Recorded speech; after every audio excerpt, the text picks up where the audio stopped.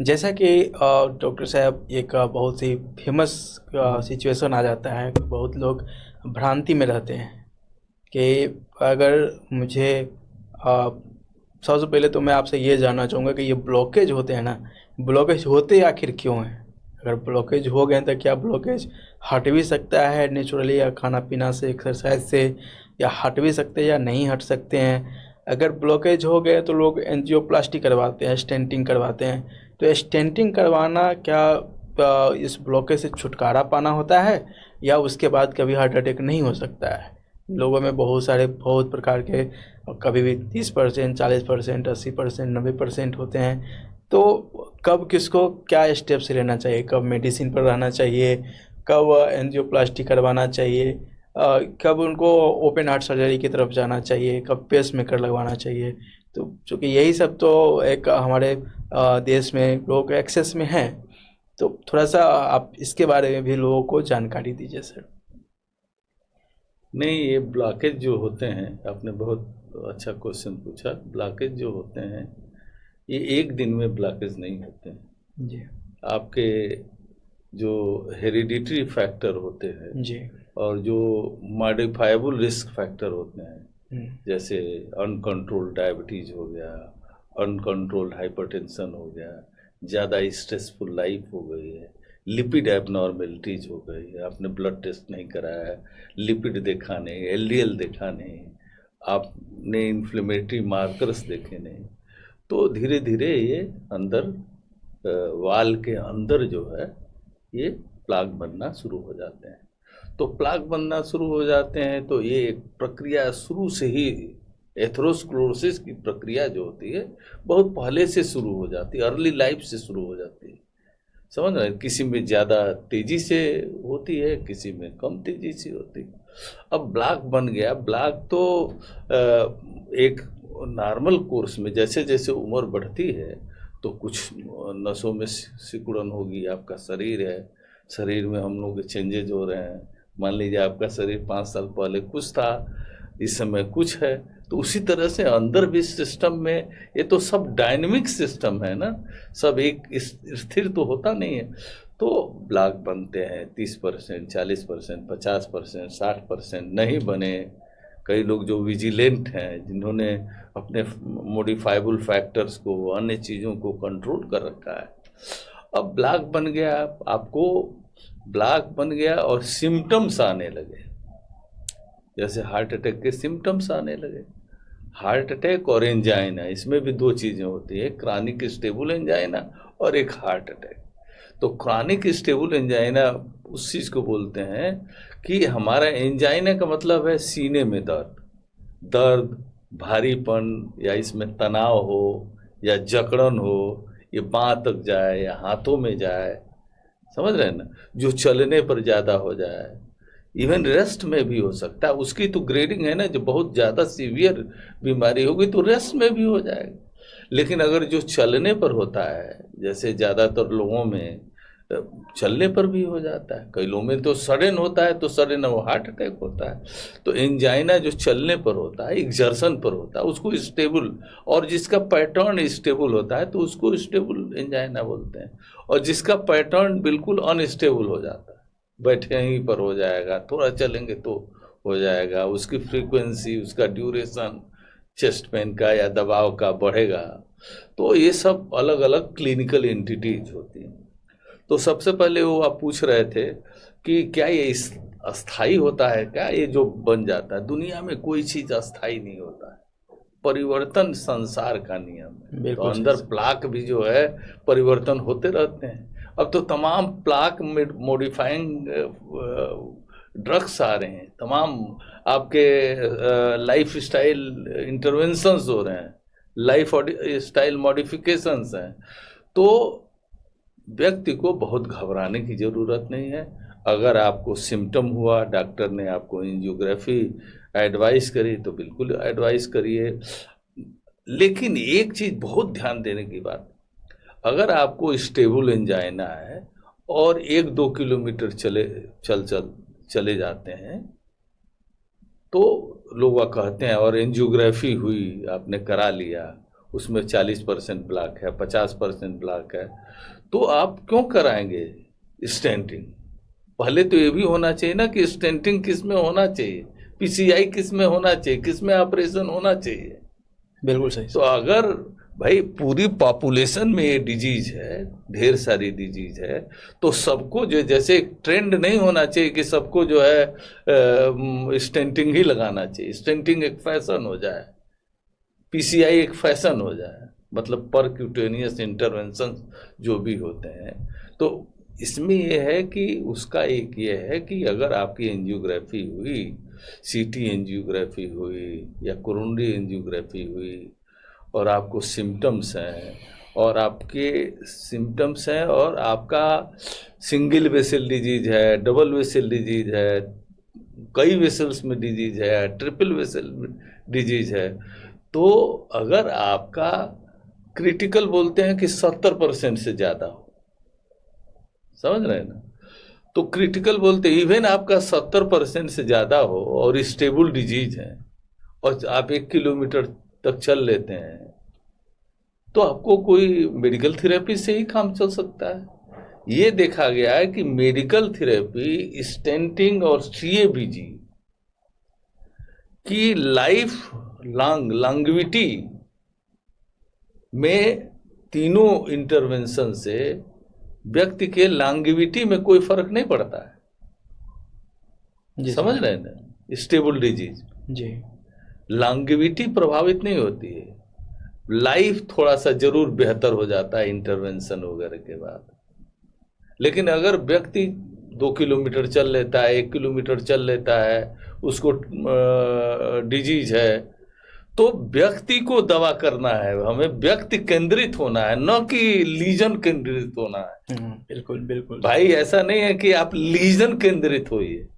हम बिल्कुल फिट हैं, तो फिट हैं, हम अपने सब फैक्टर को ठीक रखेंगे, अपना ब्लड ठीक, शुगर ठीक रखेंगे, ब्लड प्रेशर ठीक रखेंगे, डायबिटीज ठीक रखेंगे, अंदर के चर्बी के कचड़े ठीक रखेंगे, यूरिक एसिड और जितने भी मार्कर हैं ठीक रखेंगे, हम आपका HSCRP ठीक रखेंगे, अंदर के सिस्टम हम ठीक रखेंगे मेडिकल थेरेपी से, फिर हमारा एक्सीडेंट कहाँ होगा। एक एक आदमी 85-90 साल तक चलते रहते हैं। और वही जो आप पूछे हैं ना कि स्टेंटिंग करा के आते हैं, सोचते हैं अरे अब तो हम ऑपरेशन करा के आ गए, अरे हम तो अब बादशाह हो गए, छोड़ देते हैं दवाई। जब दवा छोड़ दोगे तो भाई आप उसके अंदर, नसों के अंदर फिर वो बहरा और उसी में कभी फिर फंसने लगा, तो फिर दोबारा स्टेंटिंग मतलब वो ब्लॉक हो जाएगा।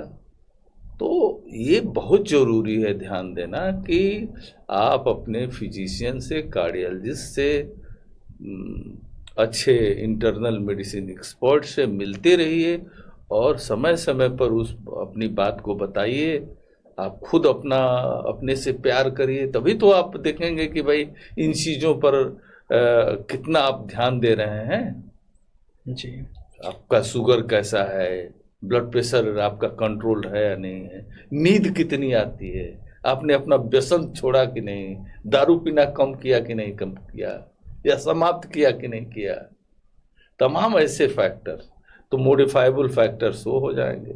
और हमको मरीज ठीक करना है, हमको लीजन नहीं ठीक करना। हमारा लीजन है और हम बिल्कुल फिट है, तो हमें लीजन से मतलब है, ठीक है, तो उसके बारे में हाँ ये जरूर है, अगर लीजन है और वो ये बताया जाता है लेफ्ट मेन लीजन है, तब तो आपको जो है वो कराना ही होगा, स्टेंटिंग या बाईपास वगैरह जो है आपको कराना है। लेफ्ट इंटीरियर डिसेंडिंग आर्टरी में प्रोक्सिमल कुछ ऐसे टेक्निकल सरकमस्टांसेज हैं जिसमें कि आपको स्टेंटिंग कराना पड़ता है या करना चाहिए। लेकिन ऐसा नहीं कि आप नॉर्मल एंजाइना पेशेंट हैं, 3 किलोमीटर 2 किलोमीटर चल ले रहे हैं, कोई प्रॉब्लम नहीं है, आपकी लाइफ स्टाइल भी ठीक है, आपका कोई बहुत लाइफ स्टाइल में गड़बड़ी नहीं हो रही, आपका 40-50% ब्लॉक है, तो काहे को परेशान है। अगर आपका शरीर, आपकी बॉडी की घड़ी आपको सही बताती है तो लीजन को ट्रीट न करिए ना। बिल्कुल। कैसे आप ये नहीं समझ, आपको ये भी सोचना चाहिए कि भाई उम्र के साथ बाल तो सफेद होंगे ना, अंदर तो परिवर्तन आएगा। जी जी बिल्कुल, वो हाँ, उसको अंदर तो परिवर्तन आना है। हम्म, तो अंदर परिवर्तन आना है तो इस चीज का ज्ञान होना चाहिए। आप स्टेंटिंग करा लिए, सीएबीजी कई सीएबीजी कराते हैं, स्टेंटिंग कराते हैं, दवाई छोड़ देंगे। और दवा छोड़, अभी कुछ दिनों पहले एक हमारे रिश्तेदार थे, पता लगा उनका 2-2 स्टेंट हुआ था, पता लगा वो दवाई छोड़ दिए। सवेरे 6 बजे निकल गए, 5:30 बजे खेत में टहलने के लिए, हुआ हार्ट अटैक, लाद के लाए गए। तो आपको ये समझना पड़ेगा कि जाड़े में पूरा ठंडक पड़ रही हो तो न अपने को एक्सपोज करें, ये सब थोड़ा गुनगुना पानी लें, ठीक है, ठंडक से बचाव करें, ठंडक के समय ज़्यादा न निकलें, अपनी क्षमता का अतिक्रमण न करें, सिगरेट, बीड़ी, पान, तंबाकू, नशा, शराब, ज़्यादा फैटी फूड, किस तरह से आपकी बेली कम होवे, किस तरह से आपके जो है शुगर, ब्लड प्रेशर, स्ट्रेस कम होवे। तो इस पर जब आप अपने से इश्क करेंगे, आप विपස්සना करेंगे, चाहे किसी गुरुजी का ध्यान करेंगे, कोई मेडिटेशन करेंगे, जैसे हम लोगों ने इसिक मेडिटेशन बनाया जी तो उसमें विज्ञान का वो डाला हुआ है, जी विज्ञान, अपडेट चीजें हो रही हैं ना भाई, हजारों साल से अच्छी विपස්සना है, ये सब चीजें समाज में बहुत अच्छा काम कर रहे हैं। तो हम लोग वैज्ञानिक आदमी हैं, तो national diabetes, high BP, heart एक आंदोलन के इस आंदोलन के लिए हम लोग कर रहे हैं कि भाई समाज को कुछ मिले, तो उसी में ये भी किए हुए हैं। जी बिल्कुल सर, ये वीडियो भी बहुत इम्पोर्टेंट है। जो लोग एक इसको देखेंगे उनको एक कंप्लीट इन्फॉर्मेशन मिलने वाला है कि एक शुरुआत कैसे हो रहा है और अंत ये इससे बचा कैसे जा सकता है। अंत का तो गारंटी नहीं ले सकते हैं, लेकिन इसमें स्वस्थ कैसे रह सकते हैं इस दरम्यान, तो इसकी आपको भरपूर जानकारी मिलेगी हमारे सर के साथ बातचीत से। तो एक चीज और हम बताना चाहते हैं। बिल्कुल सर। हाँ, कि भारत सरकार ने आयुष्मान में, देखिए, गरीबों के लिए बना रखा है, जी बहुत ही, भाई प्रधानमंत्री मोदी जी की बड़ी कृपा है आयुष्मान में, जो गरीब है कि नहीं? जी बिल्कुल। भाई गरीब में आपको स्टेंटिंग फ्री में हो जाए, एंजियोग्राफी फ्री में हो जाए, तो अच्छी बात है ना।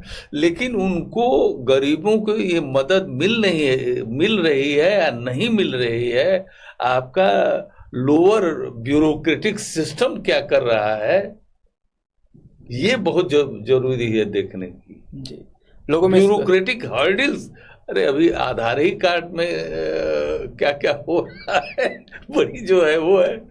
गरीब, पता लगा कि समाज के जो लोअर तबका है, जिनको भी ये हो रहा है, उनको भी तो ये फायदा सरकार की तरफ से जाना चाहिए। और सरकार के तरफ तो छोड़ दीजिए, एक तो जन आंदोलन होना चाहिए डॉक्टरी विभाग के तरफ से, हम लोगों की तरफ से। ये जैसे अमेरिका में हुआ 1980 से 2000 के बीच में, कि नहीं, हार्ट की बीमारी को परास्त करना है, तो हम लोगों को भी national diabetes, high BP, heart और स्ट्रेस केयर फाउंडेशन हमने बनाया है, 4 बार कॉन्फ्रेंस कर लिए। अब तो हम सैटरडे संडे को छोड़ देंगे प्रैक्टिस, गांव में जाएंगे। बहुत दिन हो गया, 71 साल 70 साल उम्र हो गई, चला जाए, दिया जाए लोगों में, एक आंदोलन बनाया जाए। तो अब लोगों को आंदोलन बनाने की जरूरत है। हम तो अपने national diabetes, high BP, heart में कोई सरकारी वो भी नहीं करते हैं, कि हम अनुदान भी नहीं करते, 2 पैसा जो भी आता है अपने मदद से करते हैं। बिल्कुल सर। भाई अब हम लोग ऊपर सरकने वाले हैं। तो ये है कि जीवन का पार्ट जो है, भाई अच्छा काम कर लिया जाए देश के प्रति, इंसानियत के प्रति। हार्ट तो मोहब्बत का आर्गन है, मोहब्बत फैलाइए ना, मोहब्बत फैलाएंगे, मोहब्बत अपने से करेंगे, समाज से करेंगे, तो मस्ती ही मस्ती है, हमारी भी मस्ती, आपकी भी मस्ती। बिल्कुल सर। हाँ, ये सर, इसके बढ़ते हुए जैसा कि आपने बताया, बहुत आयुष्मान के बारे में भी लोग, आम जनता के बहुत ही कम इसकी जानकारी है कि उसके प्रति लोग जाके एक बड़े अस्पताल में जहाँ पर आयुष्मान से इनेबल हॉस्पिटल हो, तो वहाँ पर वो जाके अपना आयुष्मान कार्ड दिखा के इलाज करवा सकते हैं कि उनको एंजियोप्लास्टी है या नहीं है, इसका एंजियोग्राफी के माध्यम से करवा सकते हैं। आगे सर, इसके जो पीछे आप शुरुआत में भी बताए थे कि मोटापा, शुगर, हाइपरटेंशन, डायबिटीज, तो ये सब जो बहुत इम्पोर्टेंट फैक्टर हैं जिससे ये हार्ट डिजीज़ को पैदा करती है। सर ये डायबिटीज़ है, अगर किसी को अर्ली एज में है या कभी भी है, तो चूँकि एक डायबिटीज़ के साथ एक बहुत बड़ा रिस्क है कि ये इसके सिम्टम्स बहुत देर बाद दिखते हैं। तो क्या लोगों को एक रेगुलर चेकअप का भी आदत डालवाना चाहिए? जैसे बहुत सारे हमारे टीपीए प्लान होते हैं, जैसे हेल्थ इंश्योरेंस जो प्रोवाइड करते हैं यूजुअली जो कंपनियां, वो उसके माध्यम से भी लोगों को जोड़ना चाहिए हेल्थ इंश्योरेंस से भी, कि उसके माध्यम से बहुत सारे फ्री ईयरली चेकअप का भी देते हैं वो लोग। तो उससे भी जुड़ना चाहिए और उससे भी हेल्थ चेकअप करवाना चाहिए।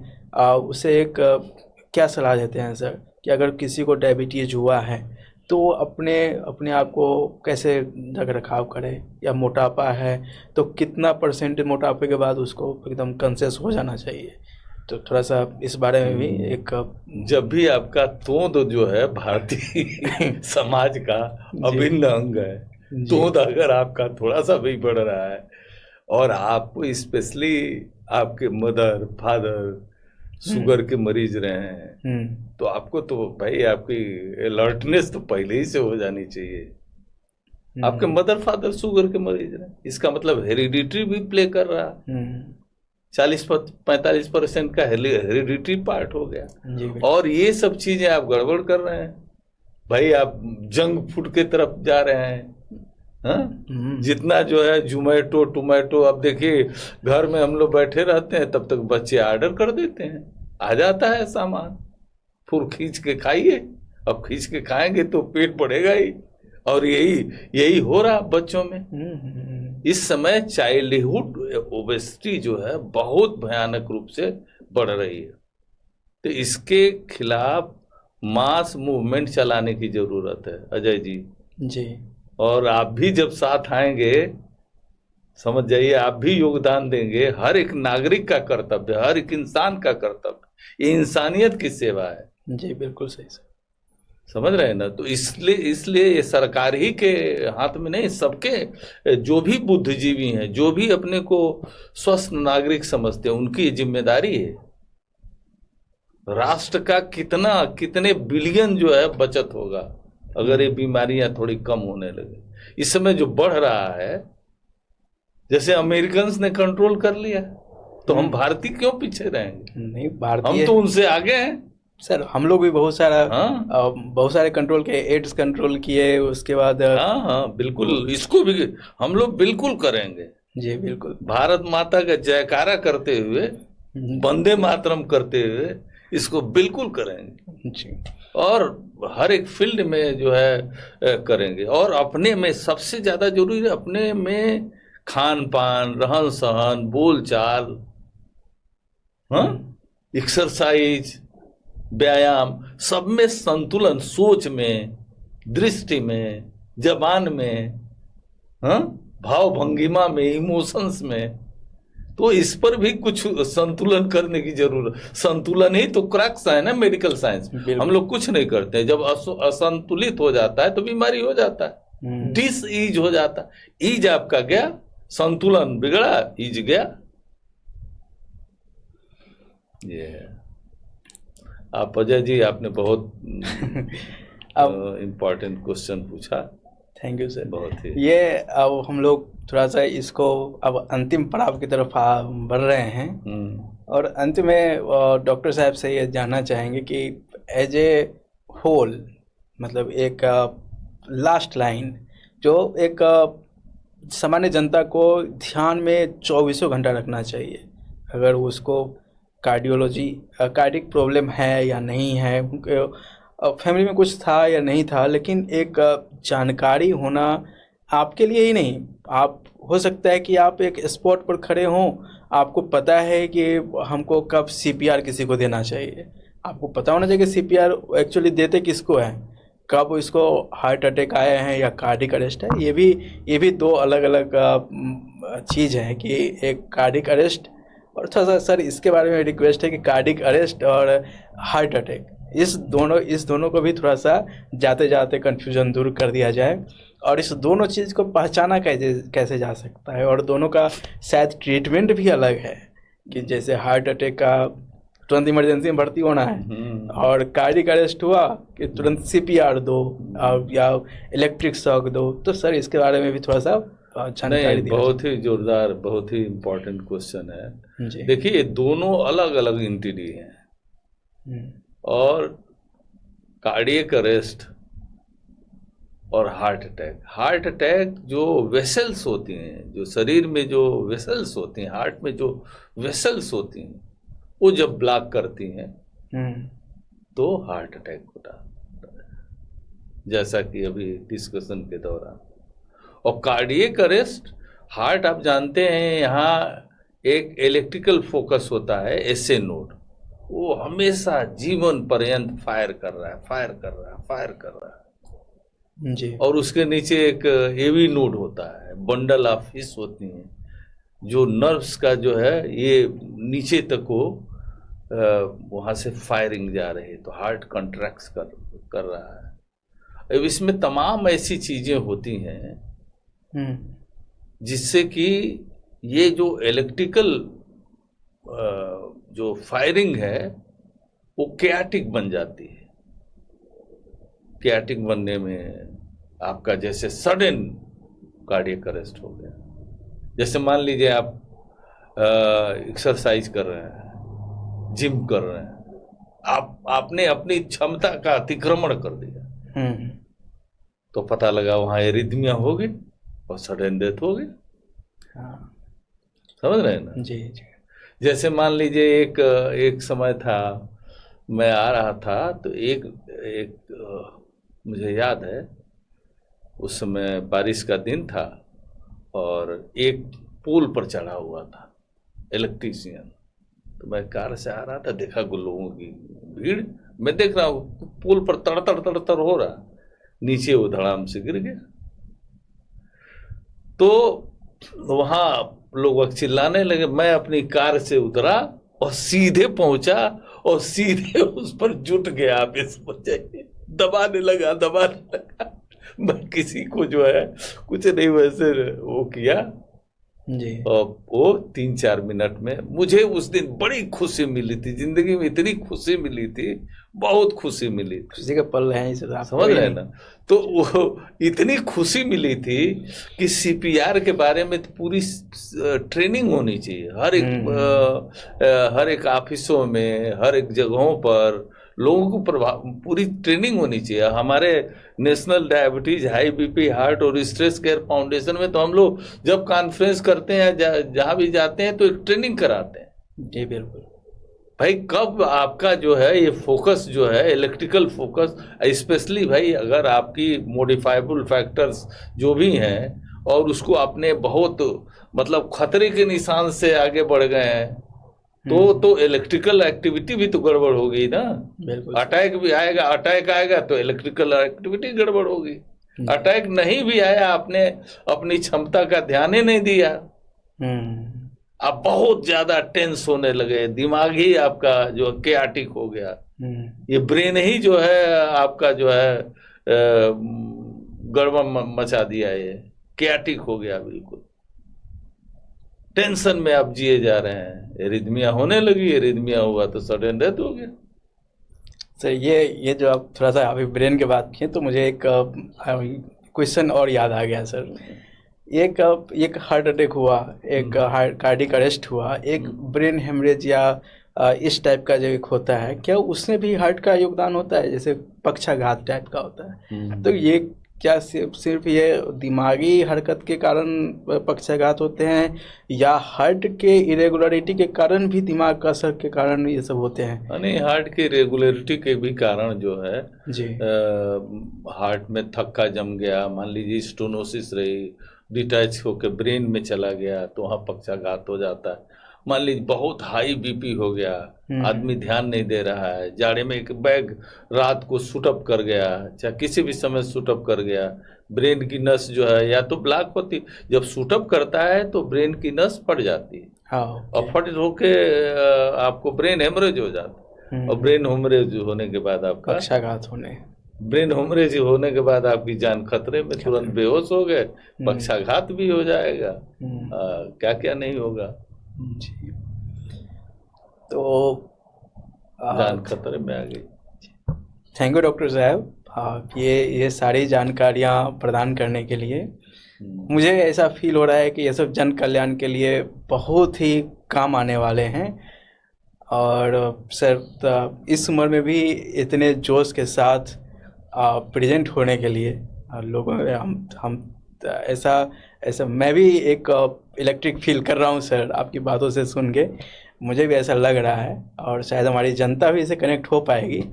और जिनको भी इस तरह से प्रॉब्लम है, कृपया इन सब बातों को आप अक्षर से फॉलो नहीं करें, अपने नज़दीकी विशेषज्ञ से संपर्क करें। किसी भी कारण से खुद से मेडिकेशन नहीं करें। गूगल सर्च पर उतना ज़्यादा डिपेंडेंट नहीं रहें। आजकल तो चैट जीपीटी भी आ गए हैं जो अपने आप में सब कुछ है, इंजीनियर भी है, डॉक्टर भी है, इलेक्ट्रिशियन भी है। तो उस सारे चीज़ों को हटा के आप किसी भी सिचुएशन के हेल्थ प्रॉब्लम के लिए नज़दीकी डॉक्टर से संपर्क करें, और उन्हीं की सलाह से ही आप मेडिकेशन लें, क्योंकि आपकी जान बहुत इम्पोर्टेंट है। और एक बार जाने के बाद आपके फैमिली पर, जो आपके डिसेंडेंट हैं, आपके बच्चे हैं, उस पर जो असर पड़ते हैं वो बयान नहीं किए जा सकते। तो आपसे ये गुजारिश है कि आप किसी भी बातों के, किन्हीं की बातों को, या गूगल का हो या चैट जीपीटी का हो या इस तरह के जो भी एआई है, या आप कहीं पढ़े हो पेपर में, तो उन सब बातों को आप फॉलो बिना डॉक्टर कंसल्टेशन के फॉलो ना करें। धन्यवाद। थैंक यू डॉक्टर साहब। Thank you.